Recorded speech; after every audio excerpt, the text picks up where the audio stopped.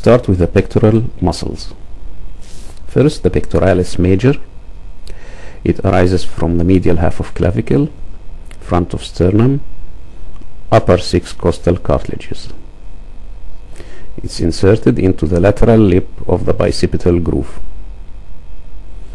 Its action is to adduct, flex,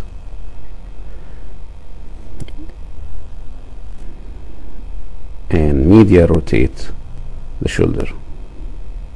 If we remove the pectoralis major, we see the pectoralis minor and subclavius. The pectoralis minor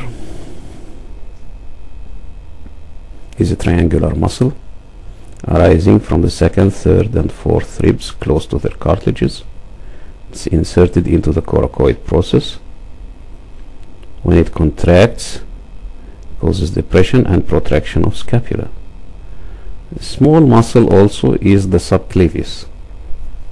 It arises from the first rib close to its cartilage, inserted in a groove on the undersurface of clavicle. Now we move to a large serrated muscle, the serratus anterior. It has 8 slips. It is attached to the thoracic cage,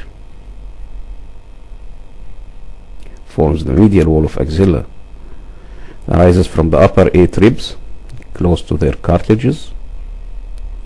It sweeps around the thoracic cage and is inserted into the front of the medial border of the scapula. When it contracts totally, it causes protraction of the scapula, pulling it forwards. When either the upper or lower fibers contract, they rotate the scapula.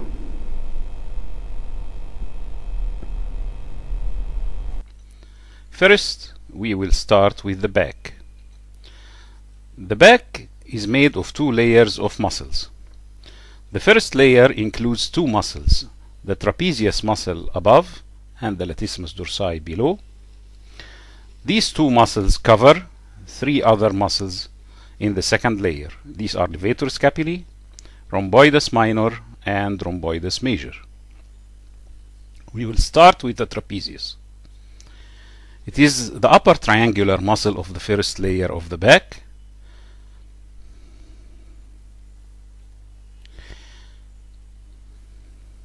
It looks as if formed of 2 parts, an upper and lower parts.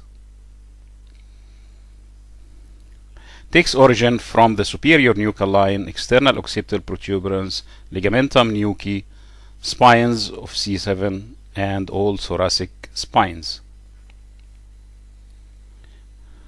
A very wide origin, and its insertion in the upper lip of crest of spine of scapula, medial border of acromion, and posterior border of lateral third of clavicle. When the 2 parts act together, they retract the scapula. The upper fibers alone make elevation of the scapula, and the lower fibers the opposite. Now we go to the latissimus dorsi, large, flat, triangular muscle covering the lower half of the back. At its beginning is covered by trapezius, arises from lower 6 thoracic spines, lumbar fascia, iliac crest, lower 4 ribs, and inferior angle of scapula.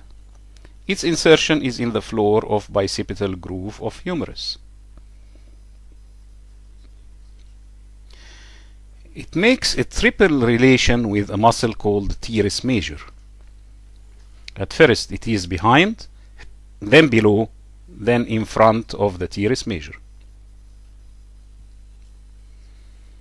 Its action is like pectoralis major, adduction and medial rotation of humerus. It raises the trunk during climbing in addition. It's a very powerful muscle. Now we will study the levator scapulae, taking origin from the transverse processes of upper 4 cervical vertebrae, inserted in the posterior border of scapula from the spine to the superior angle. It elevates the scapula. The 2 rhomboids take origin from the spine and get inserted into the posterior border of scapula, opposite the spine and below that till the inferior angle. Both of them retract the scapula. Now we will see the muscles again. Trapezius, latissimus dorsi, levator scapulae, rhomboides minor, and rhomboides major. Now we will study the scapular region.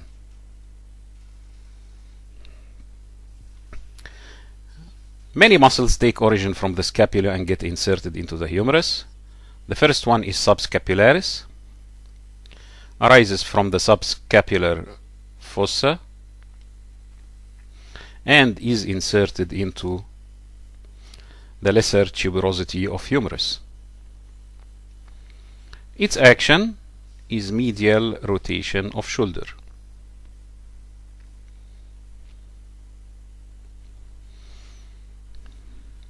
There are 4 muscles in the back: supra and infraspinatus, teres minor and major. The supraspinatus is the one above the spine of scapula. Takes origin from the supraspinous fossa, pass under the acromion, inserts in the upper impression of greater tuberosity.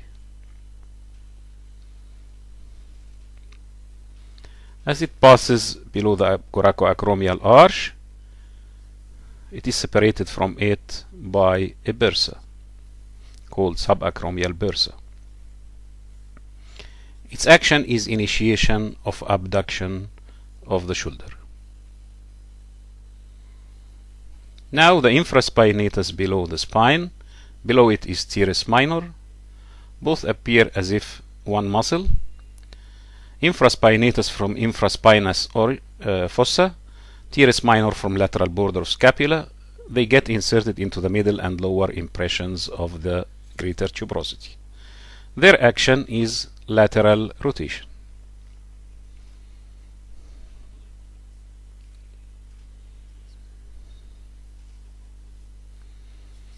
These 4 muscles that we have just mentioned, they are attached to the capsule of the shoulder joint firmly and are called rotator cuff.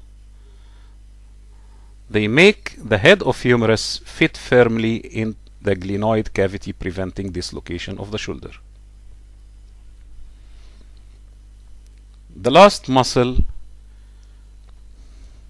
is the teres major.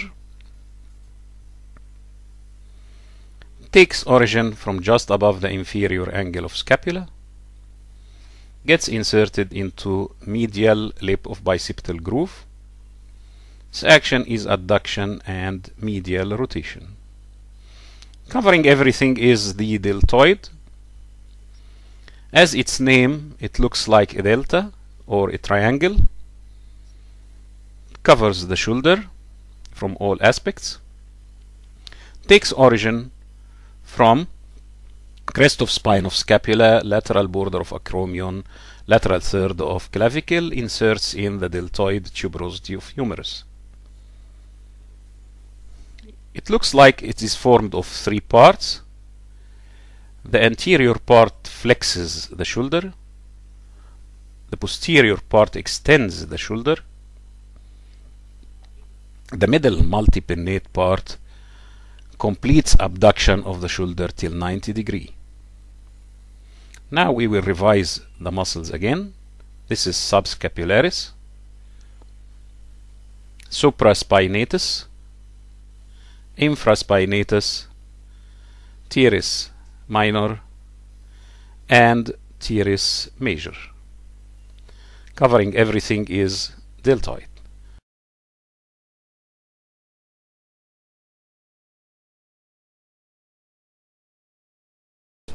The medial cord and the lateral cord give 2 small pectoral nerves. The one from the medial cord is the medial pectoral, and the lateral cord gives the lateral pectoral. They supply the pectoralis major and pectoralis minor.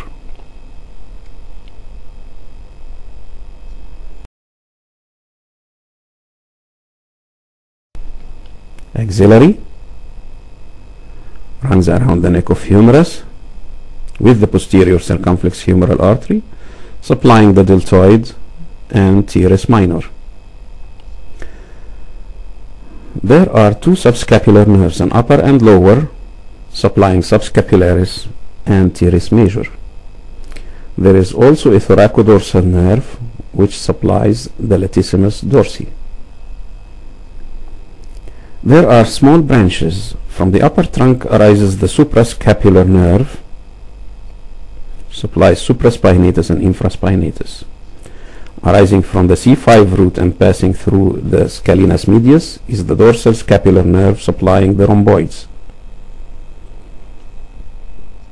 Arising from C5, 6 and 7 and passing through the scalenus medius is the long thoracic nerve, which runs deep to the trunks of the brachial plexus to supply the serratus anterior.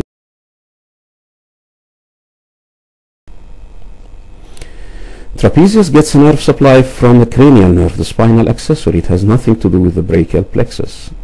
And levator scapulae gets a private nerve supply from C3 and 4, also from the cervical plexus. Thank you.